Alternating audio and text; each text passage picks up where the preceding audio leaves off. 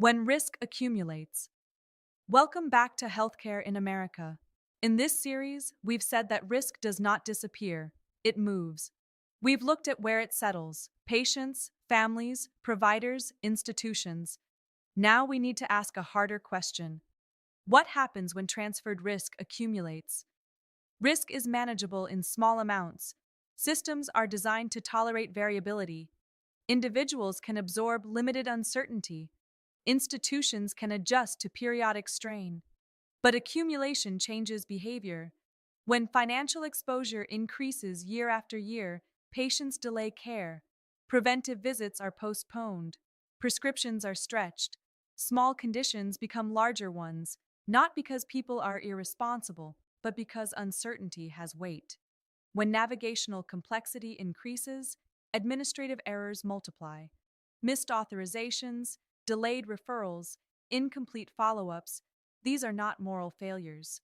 They are predictable outcomes when informational risk exceeds capacity. When families carry prolonged coordination burdens, fatigue sets in. Care becomes harder to sustain. Emotional strain compounds physical illness. Providers absorb accumulated exposure differently. Staffing shortages stretch shifts longer. Documentation expands. Professional judgment operates within narrowing margins. Burnout becomes structural rather than episodic. Institutions respond to accumulated volatility with contraction. Service lines close. Mergers increase. Rural facilities shut down. Stability is preserved by reducing scope, but reduction has geographic and community consequences. At the community level, accumulation can reshape access entirely. When a hospital closes, travel times increase. Emergency response lengthens. Recruitment of clinicians becomes more difficult. Economic stability shifts. Healthcare infrastructure is not separate from community infrastructure, it is intertwined with it. None of this happens overnight.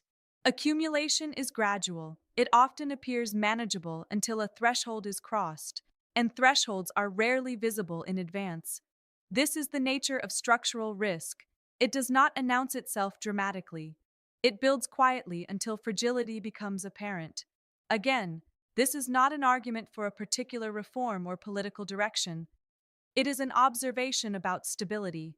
Systems that continuously relocate exposure outward may maintain surface balance, but relocation has limits. Eventually, someone or something cannot absorb more. In our final reflection for this series, we'll step back and consider the difference between feeling secure and being structurally stable. For now, the recognition is simple. Risk can be transferred, it can be managed, it can be delayed. But when it accumulates, it changes the shape of the system itself.